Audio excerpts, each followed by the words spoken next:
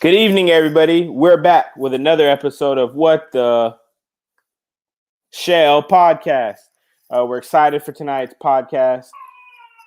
We have another exciting podcast for you guys tonight. We actually have two special guests on for the podcast tonight. Our guests were recommended by a good friend of mine, Michael Thaddeus Uwami, who recommended that I reach out to this group and get them on so we can hear some of the great stuff they're doing and see how we can really help in that arena. Tonight we have on the Turtle Race Task Force. We have Alex and Christine with us tonight. We're pretty excited, and I hope to learn a little bit more about them. I'm actually pretty ignorant to this topic, as I've never actually personally seen a turtle race other than the turtle trying to race across my backyard when I set it down for a second, which isn't very funny, but still. And so without further ado, let's go ahead and add them to the stream and start our podcast off with a bang. We got Alex and Christine. Good evening. Hello, how's it going? Good. Thank you for being on tonight. I appreciate it. Yeah, thank you for having us. Yeah. So typically when we start the podcast, guys, we kind of like to get to know our guests. And so it's a little bit interesting for us tonight having two guests. So I'll just, go in order for what's on my screen. So Alex, can you tell the viewers a little bit about yourself and your involvement with the Turtle Race Task Force? Yeah, so my love of turtles dates pretty much back to my childhood. I started really getting interested in box turtles when I was probably 12 or 13. And, we have 80 acres of woods that my parents own. And so I've been finding turtles my whole life when I go on hikes and stuff. Just something kind of jump started me though when I was entering my teenage years, and got really interested in the species. And it was actually ended up becoming my high school science fair project. So I would put radio transmitters on these turtles and follow them around the woods. I did mark recapture with them, which is where you essentially make a permanent mark on the shell that doesn't harm the turtle. And then you can go and make an estimate of the population size and learn about its demographics. And you can discover a lot of interesting facts about it. And so that was what I did for a long time. Now I'm in industry as a computer scientist, but I still love my turtles. And I have kind of by surprise become director of this large organization, the Turtle Race Task Force, that is dealing with a problem that probably a lot of people don't know about. These turtle races that are at county fairs and other festivals, especially in the Midwest, but really all across the country. Okay. Yeah, no, that was definitely news for me. We already have a viewer turning in that said hello. Evan, good evening. Thanks for joining us. Yep. Evan is one of our volunteers. Hello, Evan. Yeah. Hey, Evan. That's awesome. He was actually on one of my podcasts before on one of the episodes towards the beginning. Cool. Nice. Christine, can you go ahead and share about yourself, please? Sure. So completely different story than Alex. I am a city girl, grew up in New York, sort of started in this industry kind of later in life. Growing up in New York, in Manhattan, never went out looking for turtles, never even did any herping. So I moved to California and I got involved in working in aquariums. So my background is mostly biologist, aquarist, working in various aquariums across the US. And I worked at the downtown aquarium in Denver, and we had an Asian turtle exhibit. And we had a turtle in there, Batagur borneoensis, that I rehabbed. So long story short, turtle ingested gravel. So we did surgery. Surgery went fine. Unfortunately, when they put the portion of the plastron back on, it went necrotic. So the portion fell off. So the turtle needed to be rehabbed. Turtle lived with me for about 6 months. And he's doing great. He recovered, but it sort of changed my view and what I wanted to do in life. So I decided that I wanted to get into turtle conservation. So from the aquarium, I actually worked at the Turtle Conservancy for a few years. And when I was there, I had the stud book for the Forstens tortoise, and did some research on the wild population and realized that there really wasn't any. No one had done any in situ work with this species. So in 2016, I started the Sulawesi Chilonian Conservation Project, working with Forstens tortoise and the Sulawesi forest turtle. So really difficult country to work in, Indonesia.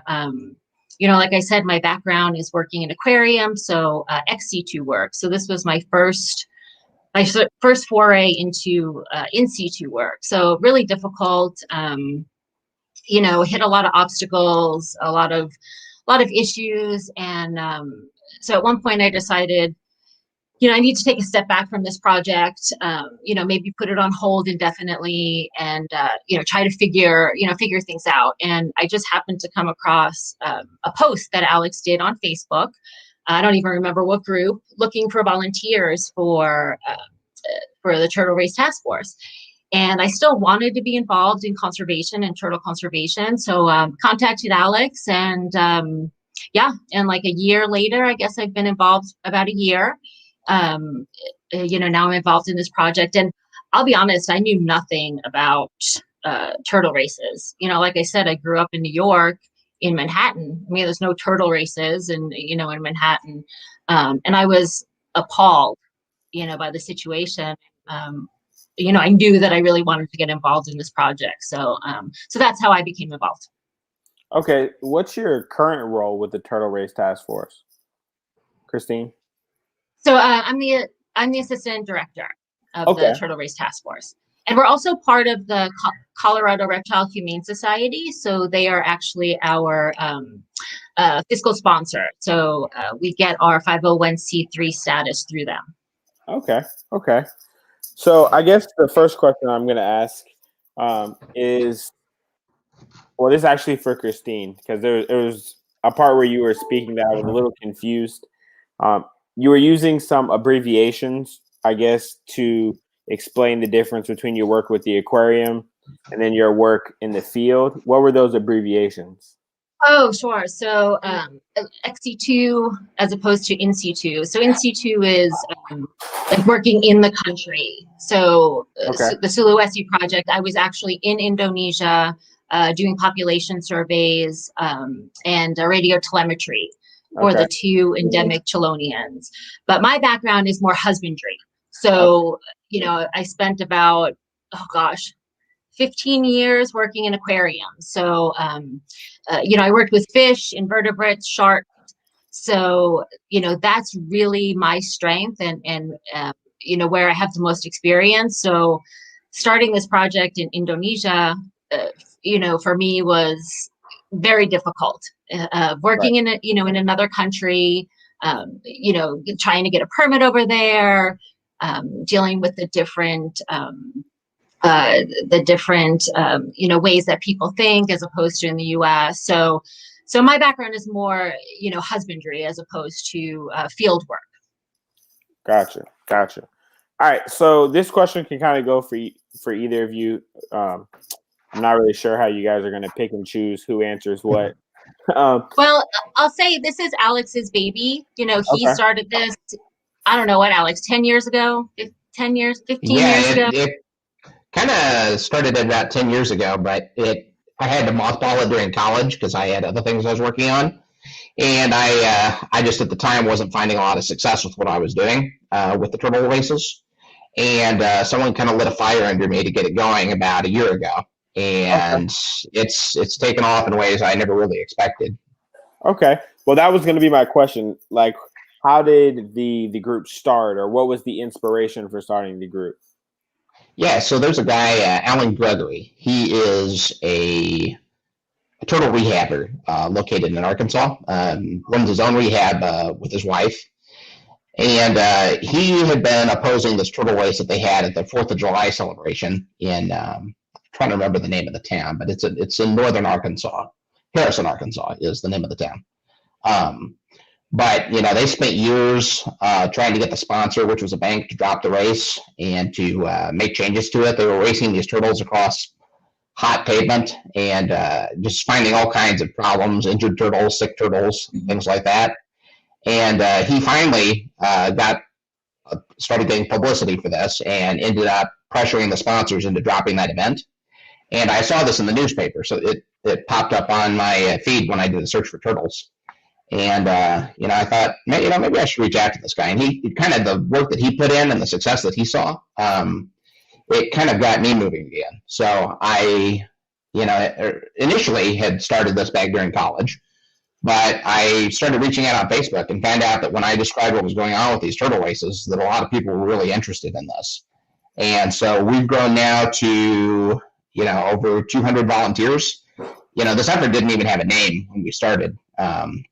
We were just calling it the Turtle Race Project. And, what's now the Turtle Race Task Force, first we had 10 people sign on, and I'm thinking, this is great. Then 50, then 100, now up to 200 volunteers working for us. So it's really become a substantial thing. How did you come up with the idea to start this project in college? Well, we got to actually step back a little bit further from college. It started when I was in high school. Okay. And so I was getting interested in turtles when I was, like I said, I was 12 or 13. And I saw a flyer for this local festival, and it said Turtle Race, 6 o'clock, this town, New Hamburg, and here in Missouri.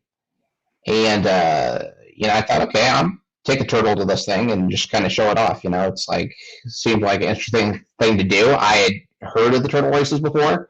I kind of seen them from a distance, but never really participated or anything. And I had a turtle named Min, M-I-N-N, like Men of the Mississippi, if you've ever heard of that book. Mm-hmm. And Min was like a little three-legged turtle, which is why she got named after the snapping turtle from the book. And she lived in a creek, which is kind of unusual for box turtles in my area. Most of them live on ridge tops, okay? But this turtle lived in a creek. And I presume it did that to save energy because it's missing a leg. But I could go down to this creek anytime I wanted because it had such a small home range and find it and, feed it and stuff. So I went down and caught Min, took Min to the turtle race. And, this turtle that normally was very outgoing and, would take food out of my hand and, just wanted to be around people to some extent. Its personality completely changed towards me when I took it to the race. You could tell that whatever was going on was really stressing it. And, I didn't have kind of the scientific backing at the time that I do now to say that these things are a problem. But I had this gut feeling something's wrong here. So, because I took Min and put her back in her home range. But that's what kind of got this project jump started is, back in 2004, taking that turtle to a turtle race and, seeing how it reacted to it. No, that's incredible.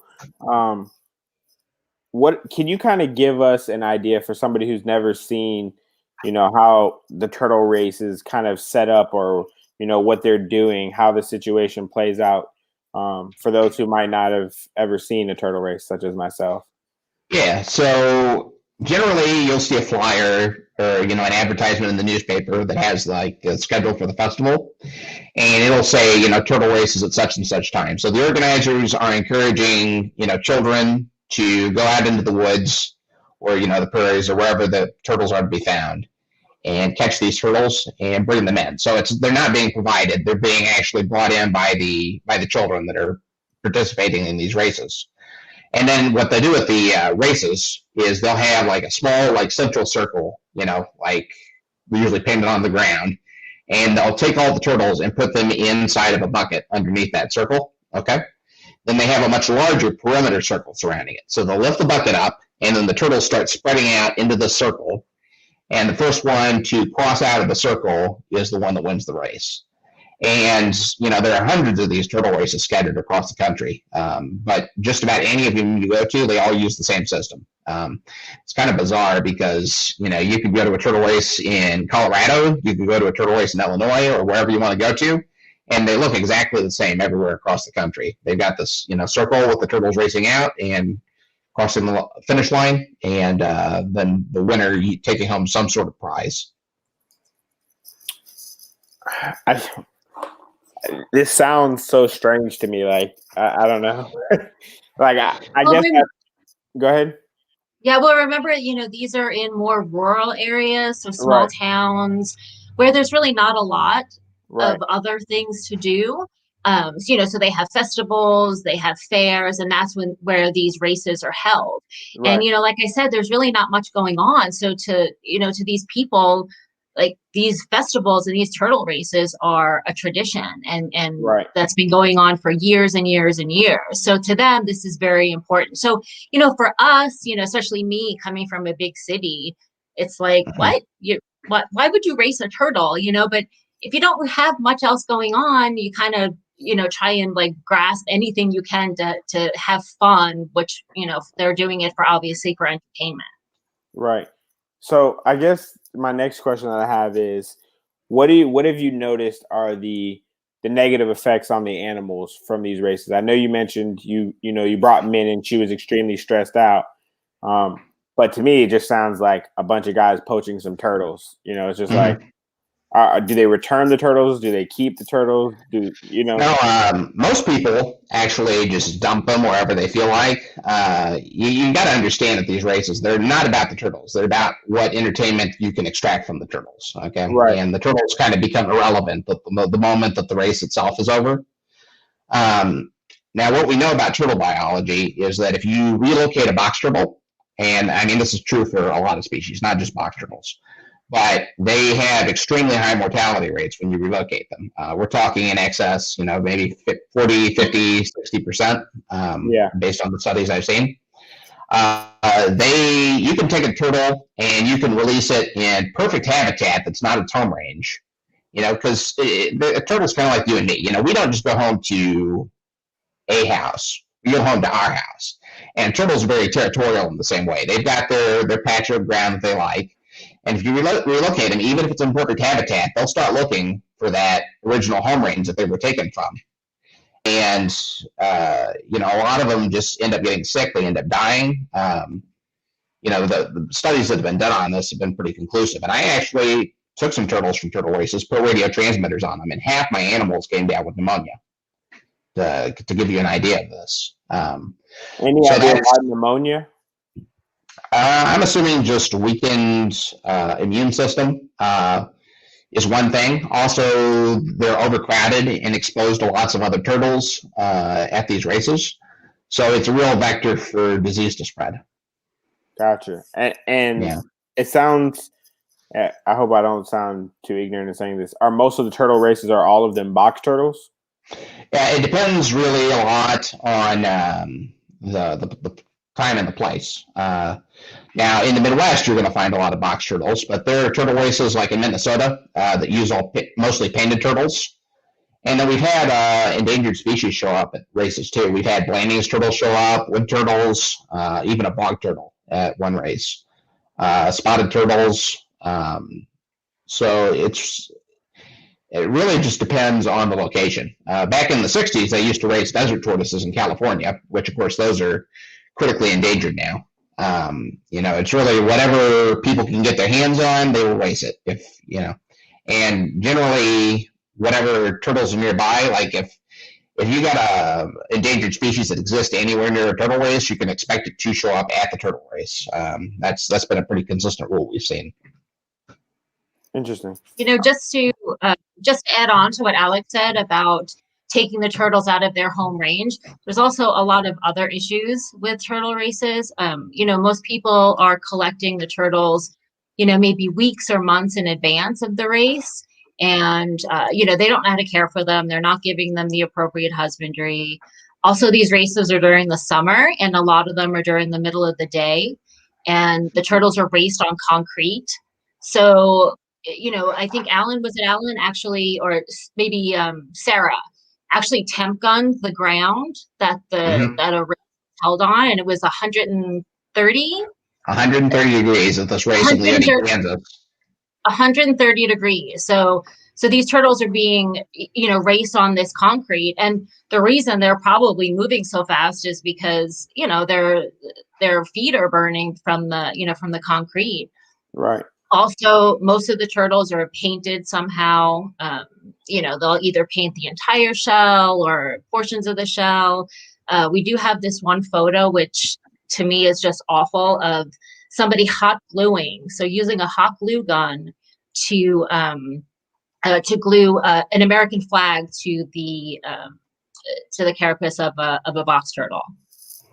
Yeah. So just mistreatment other than, removing from home range and putting in another area. So it's really, it's a serious issue. Yeah. You see everything from just plain old carelessness to outright animal abuse at these turtle races. Yeah. And to add to what Christine was saying about the hot glue gun, like I looked up the model for that hot glue gun, and that hot glue is coming out at between 300 and 400 degrees Fahrenheit. So it's, turtles have sensitive nerve endings on their shell, as I'm sure most of your viewers know. Yeah, they can definitely feel that. It's like putting it on your skin, basically. Yeah.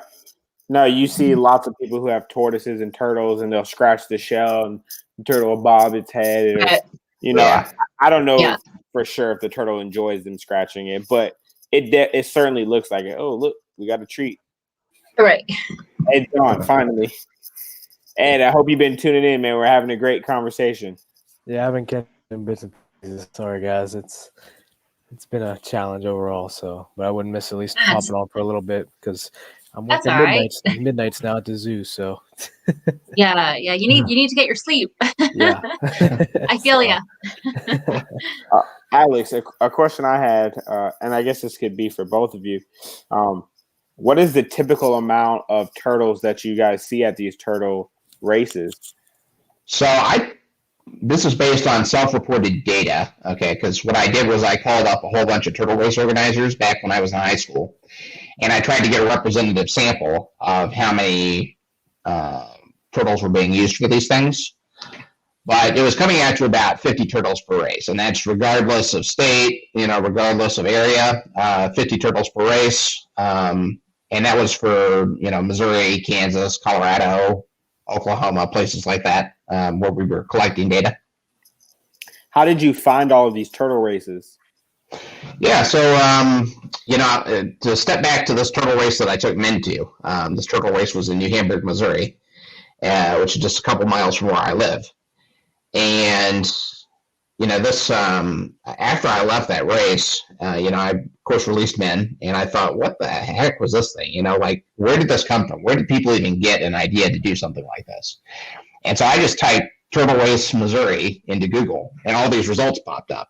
And so, from that, I started, looking at newspaper websites, digging through, various, like travel guides and stuff, and just doing Google searches and using other search engines. And you can find all these festivals, and there are hundreds of them that are hosting turtle races at them. We're talking county fairs. They're very popular on the 4th of July in a lot of communities. And, like small town municipal festivals, things like that. We're up to 600, about 600 turtle races 600, across the country. So to give you an idea of kind of where these things are concentrated, Kansas has about 130 turtle races. Oklahoma also has probably 130 to 140 turtle races. Missouri would have, I think, 75. Nebraska's got 65. And Minnesota has probably 30 or 40. And so between those 5 states, Missouri, Nebraska, Oklahoma, Kansas, and Minnesota, those probably make up 75% of the turtle races in the country. Do you guys, what's the word I'm looking for? Are those like individual cities with turtle races, or do some cities have multiple turtle races per year? Mostly it's an annual event, so it's a one-off that they do for the festival. Okay. Now we've got a few, like in Minnesota, there are 3 towns that hold a weekly turtle race as part of like a tourist activities thing. But I'm going to say 99% of them, we've got these turtles coming in, the turtle race is coming in just once a year at the county fair or whatever festival it may be.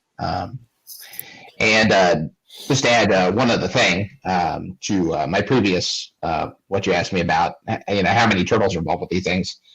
We've had some races that have had up to 350, 400, 450 box turtles in them. So some of these things are truly huge.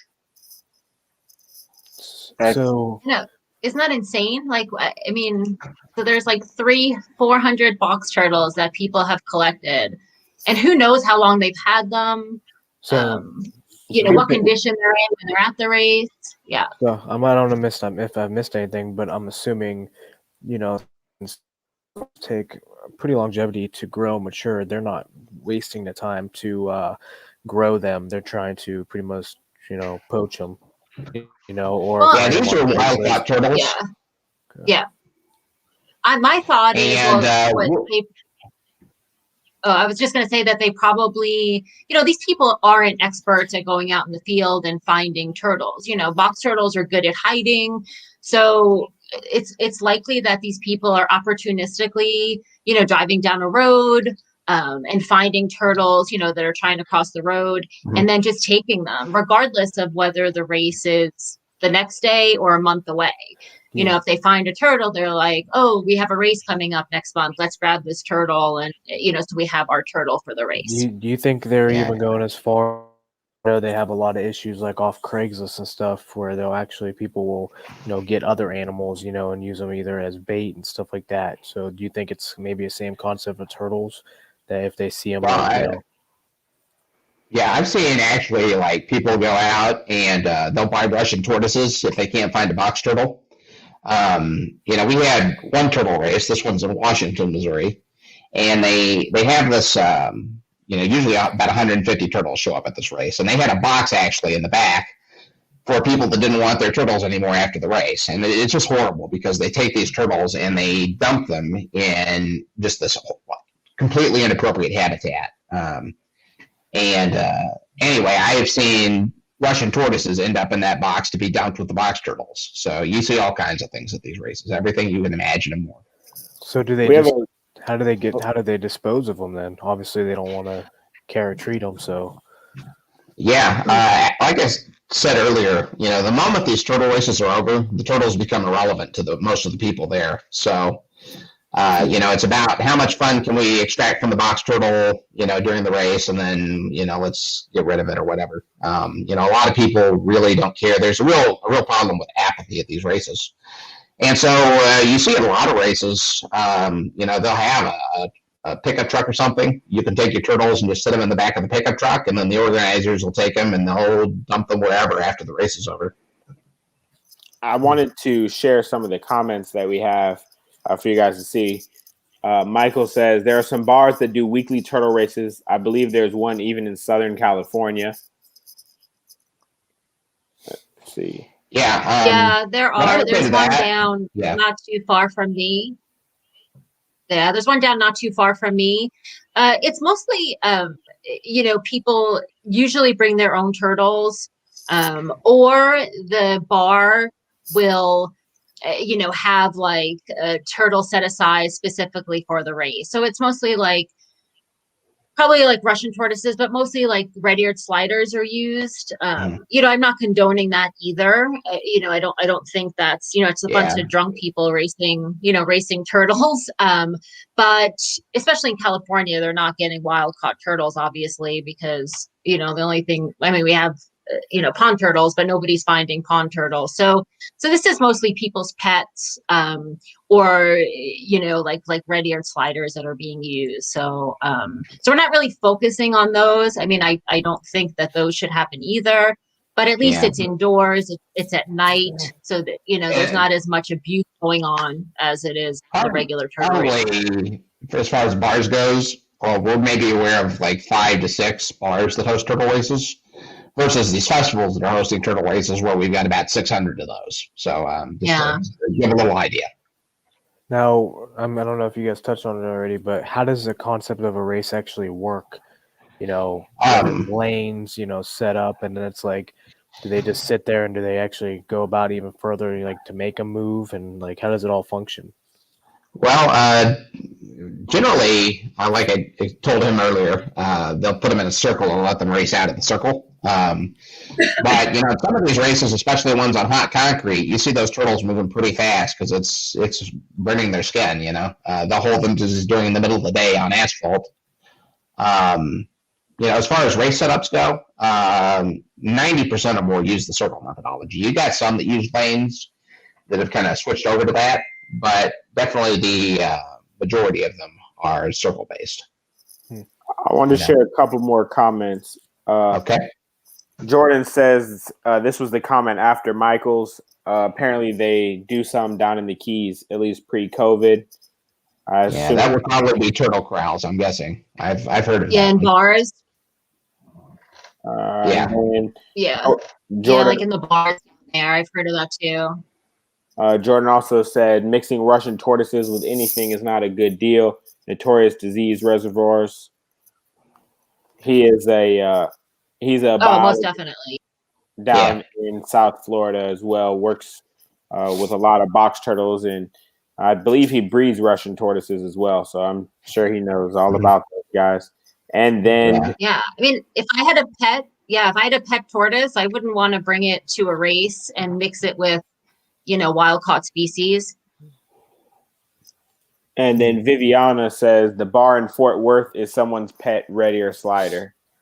Mm-hmm. And Viviana, usually they're pets at the bars. Yeah, Viviana is someone who's a part of our group as well. Just in Texas where she's at, we've got some turtle races that are using probably 150 to 200 box turtles. So you've got the ones in the bars too, but there are also a lot of the ones that are going on with wild caught. So those, of course, are at the festivals. This kind of made me laugh. It's probably not supposed to be funny, but hamsters a little bit more funny to me than turtles. Yeah. Well, they also in the wild caught races, they also mix. They do frog races, toad races, and they do along with the turtle. So so not too many, I don't think, but some do. Yeah, you get potentially a reservoir for the transfer of rhinovirus, which is a very serious disease that you can find in box turtles and also frogs. So, I mean, there are disease vectors just all over the place with this thing. I've got a picture actually of this turtle, and it's sitting in a bucket with a bunch of frogs. And I guess this poor turtle was just stressed out as a female, and it started dropping eggs during the race. So that's in the picture too. You see just all kinds of crazy things. So what are the legalities of this? So in 2016, Maryland actually became the first state to ban turtle racing. There's a group there that made the case for this, and it took them a couple of years, but they actually got the practice outlawed. But in most states, there's not much of a base for regulations. Probably if you looked, you could find somebody breaking a regulation as far as, the quantity of turtles that they have, or, like in Missouri, we have a law that box turtles have to be kept in, a certain size enclosure or something like that. So you might be able to make a case for that, but it's very hard for the wildlife officers to enforce these in a race situation. So, I mean, I'm sure there might be even ways to go around the corner. I mean, it probably takes a lot of work, like you said, but even if the quote unquote race aspect is not, say legal, but the abuse aspect, which has become a lot more common with the animal, is that like a backdoor way to be able to ban them, as maybe not the race particularly, but the treatment of the animal? Or is it just not an emotional trigger that a lot of people get for reptiles again? Yeah, I mean, I've got this one horrible photo that I took of a turtle race at a county fair here in Missouri. And they had taken all these turtles that nobody wanted after the race and put them in the back of this pickup truck. And it's the middle of July. The sun is shining down on them. And all these turtles are trying to get into this little sliver of shade that the side of the pickup truck is casting, the side of the pickup truck bed. And I think that's one of the more extraordinary photos I've ever taken of a turtle race. I think, if we see anything like that, again, hopefully maybe we can do something on the animal cruelty front. But I think it's going to have to be a little more direct what we need to do as far as getting regulations put in place to deal with these things, because that's kind of piecemeal and, not really a way to deal with this on the scale that it's happening at. You also see endangered species showing up at some of these races. So, for example, we had a race in Virginia where we had several wood turtles show up. And that would be another avenue to potentially, get these races to behave a little better, or the race organizers. But, it's kind of hit or miss, So when you've seen those and you got pictures, there's really nothing that you particularly can do about that, huh? No, I mean, you could call the cops and say, we got turtles burning up in the back of this pickup truck, but, people in small towns, they're friends, they don't like to make waves. The authorities aren't going to do much. So,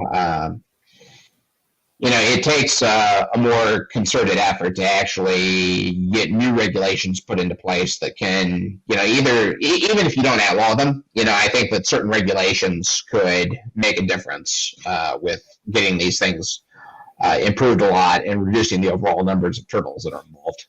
Now, have you ever considered or asked about taking them yourself for the ones that they were just going to dump?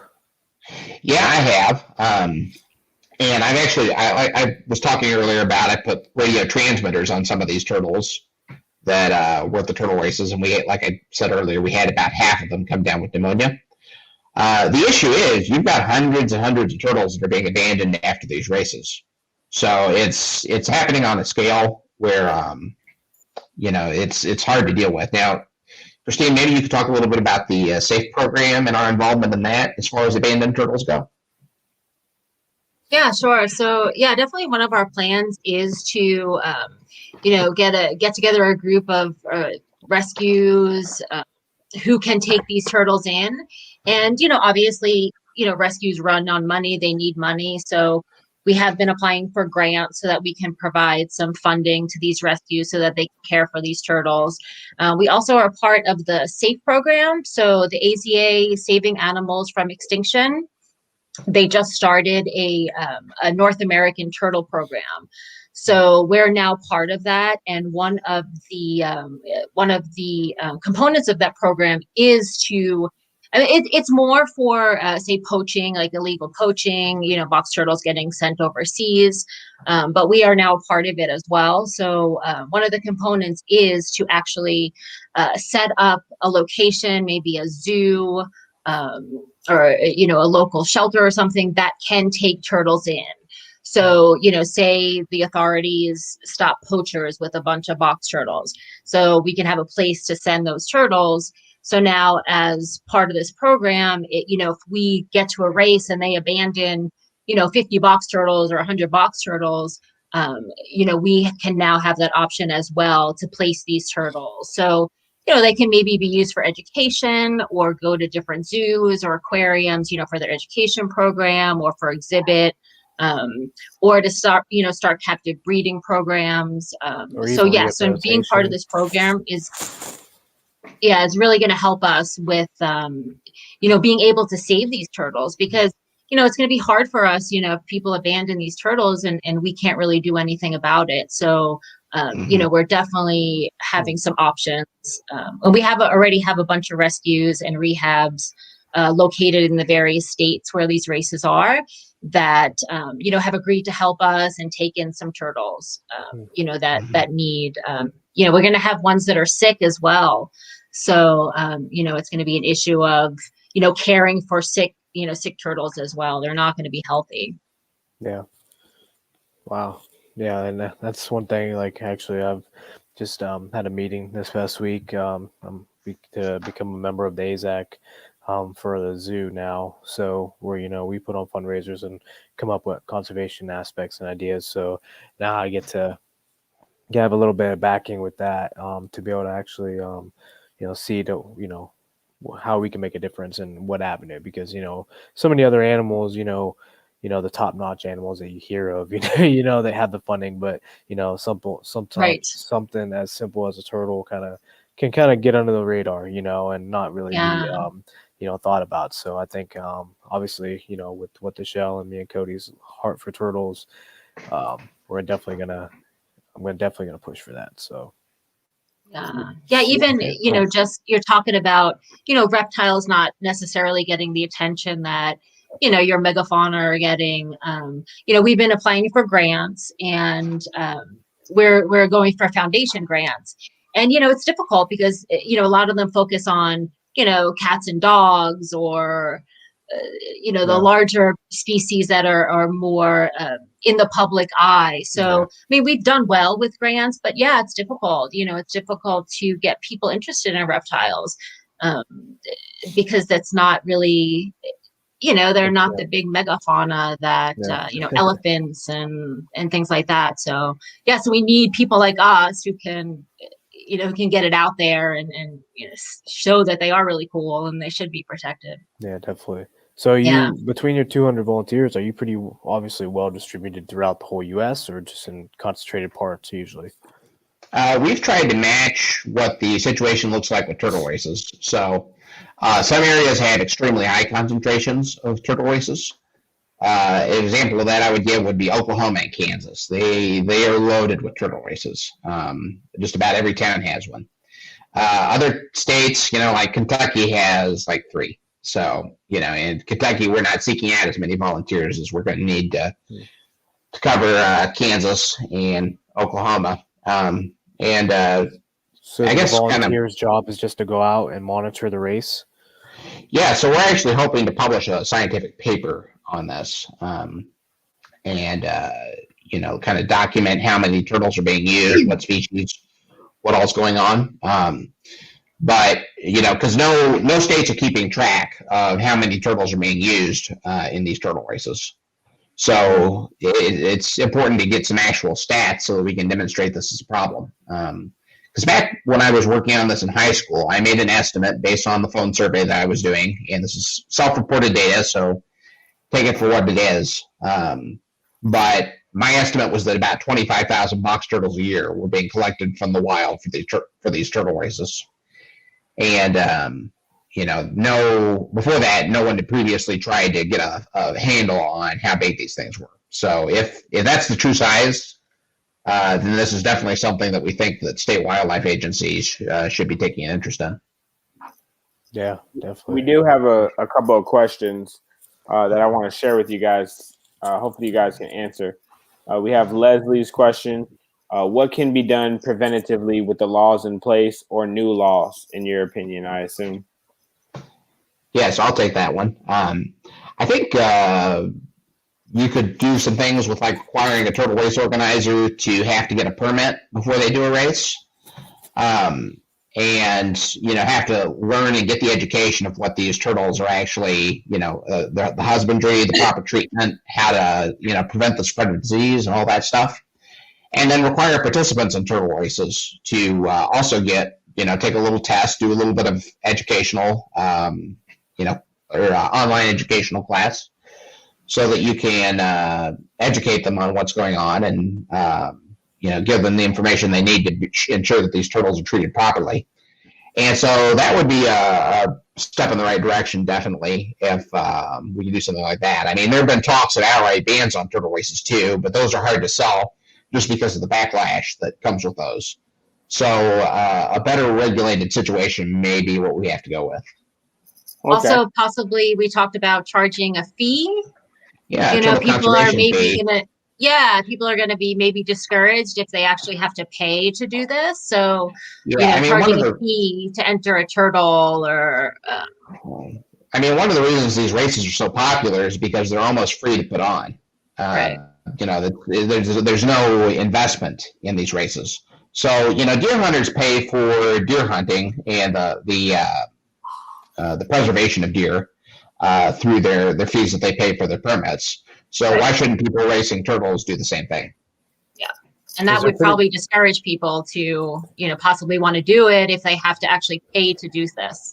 Yeah, but on the other hand, if someone really wants to go to a turtle race, if they want to take the test, to show that they've got the knowledge that they need to properly care for the turtles, if they want to pay a turtle conservation fee to ensure that, turtles are being, conserved in the wild, then, they can still do that. So it doesn't take away their freedom necessarily to, do a turtle race or whatnot. But it would take the people that you really don't want involved with these events, and it would kind of weed them out. Is there how does the function work? Is it more of a gambling betting, or is it just like a set kind of fee and just like winner take all kind of, like, how does it actually work? Because obviously the betting kind of aspect can go into play also. That is a gray area. There may be some side betting that goes on at these races, but mostly it's children that enter them. And so you've got little kids that race the turtles. They put them in the circle. The first one out wins. And then, like the kid that had the fastest turtle might get a $5 bill, or like a trophy or something, some trophy. Ribbon. Ribbon. I've heard of races. Like there's one in New Mexico that's this way. It's a box turtle race. It has 200 or 300 box turtles, desert box turtles entered every year. And this race, they give like $500 for the first prize, and they allow adults to enter that race. So it's at county fair there, and you see all kinds of abuses going at that because people aren't really interested in the turtles, or even just the glory of winning the race. They're after that top prize of $500 that they can get with their turtle. Wow. We do have a couple more questions that I wanted to put. Taylor asks, is there any known TSA involvement in combating this issue? Yeah, we're talking with the TSA about ideas for the stuff and kind of bouncing things back and forth. Jordan Gray, who is with the TSA, he's one of our members. And we talk with him regularly through Messenger and whatnot, just exchanging ideas and things. So when the time comes to actually start regulating these things, I think the TSA could definitely have a big role to play. Now, to be clear, we've got a kind of a 3-stage project. So this coming year is mainly just surveillance. We're trying to get a handle on what's going on at these things, document any animal cruelty that's going on, record how many turtles are being used to get a feel for what species are being involved, and have that information so that we can actually go to the states and say, hey, there's a problem here, because we've been to a lot of turtle races, maybe 20, 30, 40, but that's only a sample of the 600 that are out there. So we really need to get a bigger sample size of these races by having our volunteers go to these so that we can have more material to demonstrate. Wow. And what were the other 2 steps? So the stage 1 is the investigation. Stage 2 is a health investigation. So we want to take some turtles from races. We want to do blood draws on them, look at their corticosterone levels, which corticosterone is a stress hormone that, when you do a blood draw, you can isolate that, and it basically tells you how stressed the animal is. Okay. And then also look at do some swabs and stuff to see what percentage have mycoplasma and other diseases. And then stage 3 is public outreach. So that's when we actually begin reaching out to the public and reaching out to these wildlife agencies to say, hey, we think we have a problem here, and is there anything we can do about it? What's the timeline for this in your guys' hopes? We kind of have a 3-year plan. So this coming year is going to be the investigation, which we're gearing up for right now. And then 2022 will be stage 2. So that's the health investigation. And 2023 onwards is when we hope to actually begin having an impact on these things. Okay. We actually wanted to start this year, or last year, but with COVID, most of the, the majority of the races were canceled. We did send some volunteers to a couple of races, but the majority were canceled. We are just hoping that COVID doesn't affect this year as well, because we definitely want to get a good representation of the races. We don't want There will only to half of the participants coming. So we're hoping that COVID doesn't mess things up too much this year. But I think things will hopefully get back to normal, especially in the areas where these races are held. I think, they view COVID a little different than we do in the bigger cities. Yeah, small towns are pretty much over COVID. I live in one, so I can speak for that. Yeah, they're not even wearing masks there anymore. I don't mean there isn't COVID, but they're mentally done with it. So they've moved on. So yeah. No, I understand. Ed, do you have any other questions? Oh man, that's Can I put one thing in? Yeah, sure. No, Yeah, I thought it would be just interesting to explain how these races came into being. Sure. Because, I was saying earlier, you go to a turtle race in Colorado, and it looks the exact same as a turtle race in Illinois that you go to. So this ranch promoter in 1924, his name is escaping me, but he had kind of a show ranch where they would run horses and do the cowboys and Indians and all this stuff for crowds. And he actually came up with this idea when he saw two turtles walking next to each other holding a turtle race. And so in 1924 on Labor Day, he had the first turtle race, and it just started spreading all around the country. So I found newspaper reports from 1925 and showing up in Kansas, showing up in Texas, and a few other places. And then it just started spreading all across the Midwest. So, I don't have an exact timeline for how this occurred, but you can actually trace this back to its source. It's one single race where this stuff started, and that resulted in the situation that we have today. Wow. Huh. That might, I don't know. And it's crazy the flip side of, the impact, what a good idea, can transform into, but how also the flip side of it, an idea for, not so good, obviously. Yeah. I'm sure it wasn't like a malicious kind of thing. It was just like, oh, an idea, but then it just literally took a life of its own, and obviously, transformed from there to, where people's feelings and enjoyment, oversee, creatures and animals that, we're supposed to be actually taking care of. So yeah, and people had no idea. Yeah. Yeah, it's a tradition. I mean, it's been going on in some of these towns for 30, 30, there's 40 one town in years. Kansas that's been hosting a turtle race since 1937. So just to give you an idea. Yeah, and so you're it's not going to just walk in there and be like, no more of this, and they're going to look exactly. at you. So it's going to be really difficult for us to. That's why we really need to make sure that we, that we're well prepared this year. We get as much data as we can. Accurate data, photo documentation, and then get that paper published so that we, can go in there and show them the data that we've collected and the health assessments as well. Is your guys' goal having to go from state to state on this matter? Yeah, it's wildlife issues on large part are kind of reserved to the states. That's how the regulation regimen works in the United States. So it's going to have to be kind of a state-by-state effort. It'd be nice if you could just, knock it out in a single blow or get early or something.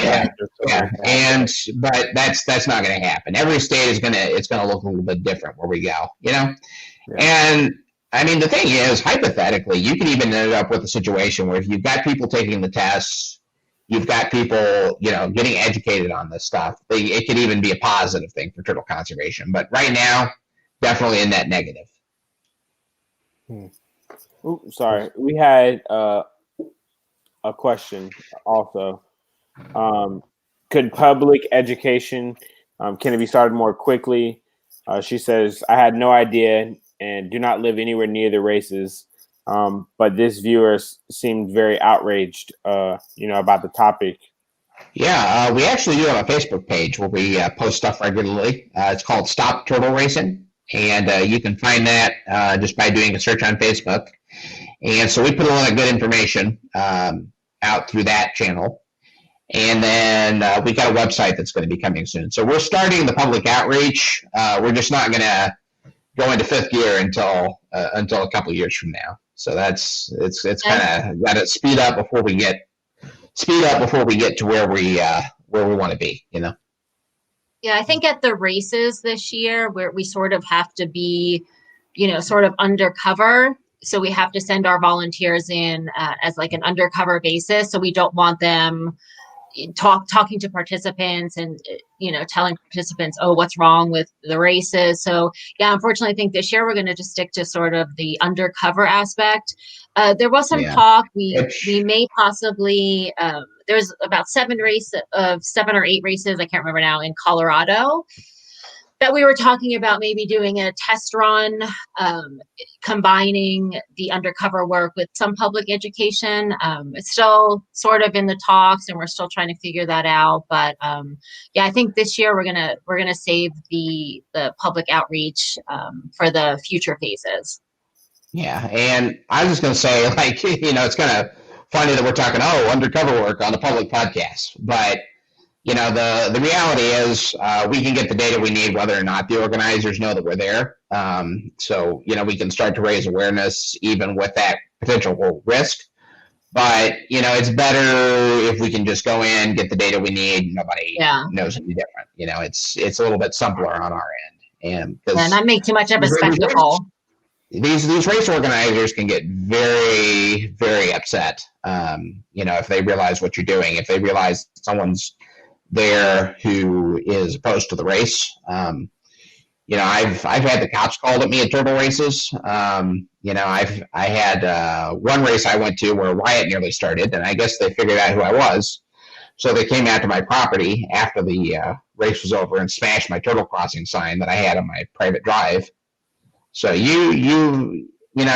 don't think the risk is substantial, to any volunteers or anything. But it's just on the whole better if race organizers are in the dark for the time being, at least. We just want to blend in. Yeah, we want to blend in, and in the future, at some point, we can reach out to them and try and start working with them on some level. No, hey, I mean, it seems like you guys, have plans in motion. I know for sure I would love to, see how I can be involved, whether it's spreading the word, sharing, your Facebook pages and what you guys are doing. But yeah, that'd be great. One thing I'm curious about, and it's kind of to the side, we've talked about these turtle races, but I am a little bit curious. Christine, you mentioned in your bio that you have a turtle collection of your own. What do you currently keep, or what have you kept in the past? I'm slightly curious now. Yeah, so I have about I think I'm up to 23 turtles, 8 different species. So I do have Forston's tortoises, obviously, because I do work with them in Indonesia. So that's really the main ones that I keep. I have about 8 of those. Unfortunately, they're all still young, so no breeding yet, but fingers crossed, a couple of years, hopefully I can get them to start breeding. My first turtle that I had captive was an Ornate Box Turtle. So, I definitely have an affinity towards box turtles. And that's kind of a funny story. He was at the Denver Aquarium, and my friend was pet sitting for him. And he was kept in horrible conditions, like in a 10-gallon tank, and they were feeding him tuna fish and iceberg lettuce. So my friend had an emergency, so he asked me to watch the turtle. And I don't like to admit this, but I sort of just never gave the turtle back because they really weren't taking care of it properly. So I don't want to say I stole the turtle, but I guess I kind of did. But now he's living, a wonderful life. He has 4 girlfriends. He lives outside. So he was my first actual captive turtle. So I have my Forston's tortoises. I also kind of tend to like the needy ones. So I do have a lot of turtles that are blind. They actually have no eyes at all. Like they were born, with no eyes. So I have a pancake tortoise that's blind. I also have Conyxus species. So I have a pair of speckeye, a male and a female speckeye. The female is blind and the male only has one eye. What else do I have? Forstens tortoises, my Conyxus. I do have a Platinota that it sort of has a bum leg, like a little peg leg. I have some Mahutai as well. So I mostly have tortoises, but I do have some Mahutai. So I have an adult male Mahutai and then two younger ones. They're about 2-3 years old. I have a desert tortoise. I wish I could show a picture of her. She actually has no scoots on her back, so it's basically just bone. Yeah, I'll have to send you guys a picture because it's amazing to see. You can't even tell what species she is. So I have my desert tortoise. She does great though. She's about 8 years old now, but she's very small for a desert tortoise.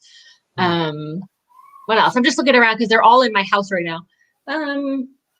Yeah, so mostly I have 8 Forstens tortoises, and then Where I have do you 2 live? male. I live in California. Okay. Yeah. So, unfortunately, I have a lot of tropical species. So, I mean, I live by the ocean as well, so the weather is not the best for them to be outside. So I try and get them outside during the day, like in the summer, but it gets cold here at night.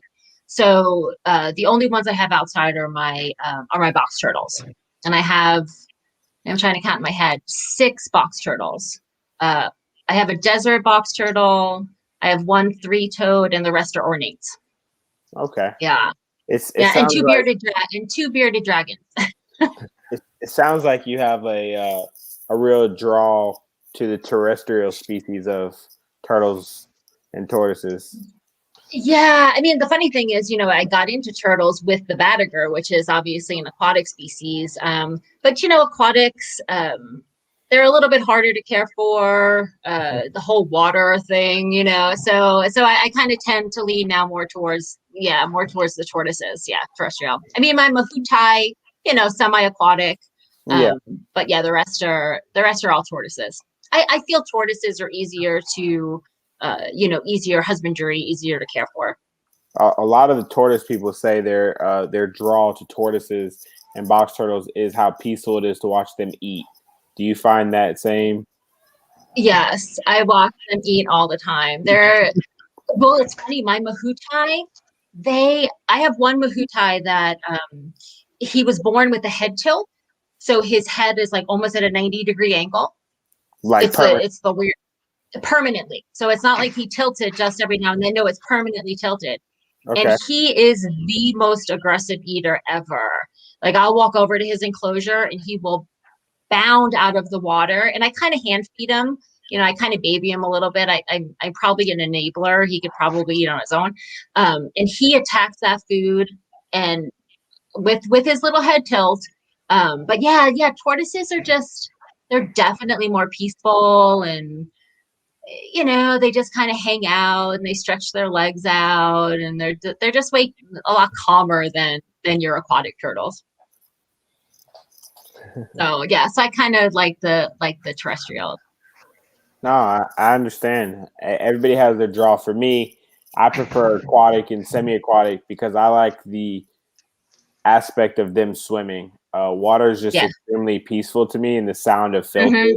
Not cleaning filters, but the sound of them. Yeah, not cleaning them though.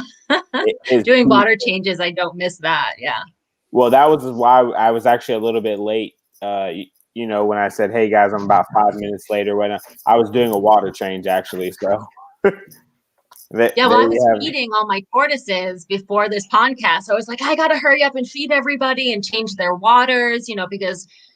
They all have to defecate in the water. It's just like, that's just a thing that tortoises do. So, so I spent a couple hours doing all that before the podcast. That's awesome. Come on, Alex, you got to get some tortoises. You got to get some turtles.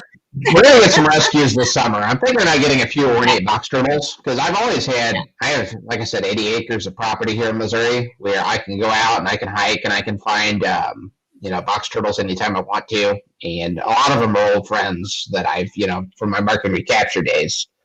But I've never really been around ornate box turtles much. So I'm interested in maybe getting some ornates from some of these races and keeping them, rescues, of course. They have, unique personalities, ornates. Like I have Yeah. 2 males and they are the biggest jerks ever. Like I can't even put them with my females because they're just so aggressive. Just like they beeline for the females for mating. So I actually have an enclosure with 2 separate spots, one for my, a spot for my male, a spot for my other male. And then my females are in one section, and, they coexist, they live together peacefully. And the males are just like, running around trying to climb the walls. So they're You never do that in definitely wild too. I mean, not climbing the walls, but it's the same behavior. the what? It's the same behavior in the wild. Yeah. It's a male thing. I don't know. Yeah. So I like my females better. No. Go ahead, Christine. Oh no, I was gonna say. So, Ed, what species do you have? Are you more of an aquatic, or are you more of a Yeah, I'm more of aquatic, but I do aquatic?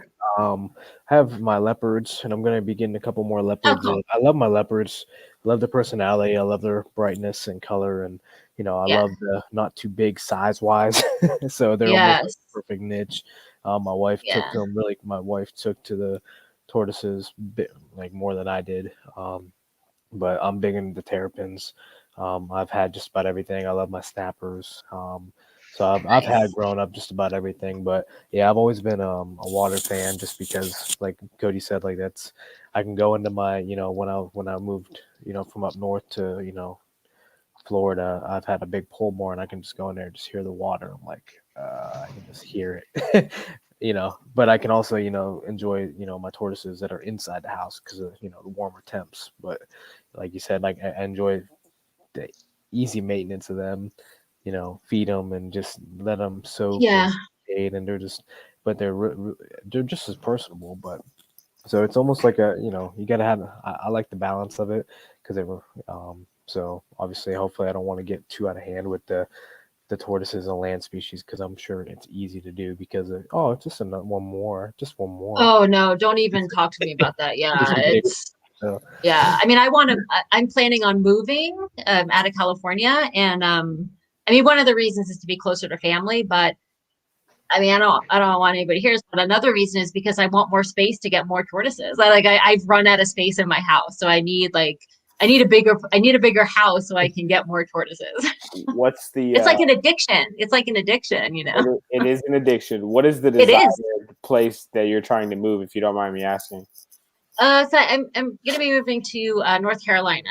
So you're gonna have plenty of space, and you're gonna. Yeah, I mean, you can afford so much more there. I mean, California, I could, I can't afford anything here. I mean, it's beautiful. I love it. I'm by the ocean, but I mean, it's expensive. Go from Florida to Ohio, it's like the possibilities. Yeah. So I'm excited to the possibility of getting more tortoises. Yeah. Well, I definitely appreciate you guys coming on and joining us. At the end of our podcast, what we like to do is give you guys a voice to where you can inform the viewers how they can follow you guys, how they can follow your projects, how they can support you guys. Really just a platform of how you guys can be supported, whether it's GoFundMe's, any of those things. So we're at that point in the podcast, and so this is your platform, guys. All right. Well, you want to go, Alex? Go ahead. You can take it, Christine. I was just gonna say we do have a GoFundMe for the Turtle Race project. So I don't know if there's a way to send the link or if you go to Stop Turtle Racing and you scroll down a little bit, you'll find it. Let's see. I'm gonna pull it up while you guys are talking. Yeah, Stop Turtle Racing is our Facebook page, so find us there. Okay. Yeah, definitely Stop Turtle Racing Facebook page, and check out the GoFundMe. That would be great. And I also want to plug my other project, Sulawesi Chilonian Conservation. That's the Facebook page, and I'm working with this really great nonprofit in Sulawesi, run by 2 young women conservationists. So I kind of said the project was put on hold, but we have restarted the project again. So I'm excited about that Sulawesi is still happening, and we're doing some work again for the Forstens tortoise. And so yeah, Sulawesi Chilonian conservation is my other project. Nice. I am on the Stop Turtle Racing page on Facebook. Where did you say I could find the GoFundMe link? What was Giving Tuesday? We posted it on Giving Tuesday. It's a picture of an ornate box turtle who's just looking at the camera. I'll look for it. This is your chance, Alex. What? How would you guys like to be helped in the future? More volunteers, funds? What's the more volunteers? Yeah, volunteers too. If anyone would be interested in volunteering, of course, I mean, it's kind of geographical thing too. We need people where the turtle races are. Okay.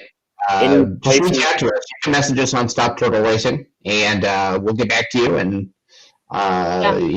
feel free to reach out that way, and we'll get you some more information. About maybe being a volunteer. Yeah, we have a white paper for the project as well. So they can message us. We can also let people know what areas we're still looking for volunteers. We are light in some states, so it'd be great. Especially Western Kansas. So. Yeah. Oh yeah, awesome. Yeah, it'd be great to beef up our volunteer pool in some states. We're really responsive on the Stop Turtle Racing. So anybody can, or you can send either Alex or myself a private message as well. We always check those on Facebook. Awesome guys. Yeah. No, it's definitely been a pleasure. I appreciate you guys being willing on a Tuesday night. You guys are on different time zones. Alex, where are you located? Missouri, near St. Louis. Okay, so you're what? Central time? Yep, correct. Okay, and yeah, then it's still early by me. It's only 6 o'clock. It's 9 o'clock. Yeah, I'm gonna eat dinner after this. I'm still good. I'm gonna go to work. Yeah, I still gotta come my workout in. I'm gonna go pump iron in a few minutes. Yeah. Right. Oh, you gotta go to work. Oh man. No, I'm gonna go work out. I'm not going to work, Christina. I'm not. No, Ed's going to work. Ed's going to work. Yeah, I'll be working till 7 in the morning. Poor Ed. 7 in the morning, Sorry. but all in days work for the animals, right? Yeah, exactly. If it's a passion, if it's a passion, you do it. You don't care. So it's worth it. So awesome. Yeah. I appreciate you guys. All right, guys. Yeah, well, thanks for having us. For sure. I definitely appreciate it. Hopefully we can stay in touch and see how we can help you guys. We appreciate the viewers for tuning in to another episode, and we will see you guys in February. We're doing 2 podcasts a month. This was our second one for January because we got started off a little late.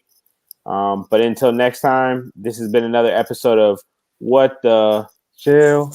There you go, Ed. Come on. Nice. I'm back. Podcast. You guys have a good evening, and we'll see you next time. All right, guys. All right. Take care. You Be guys safe. too. Bye, guys. All right. Bye-bye.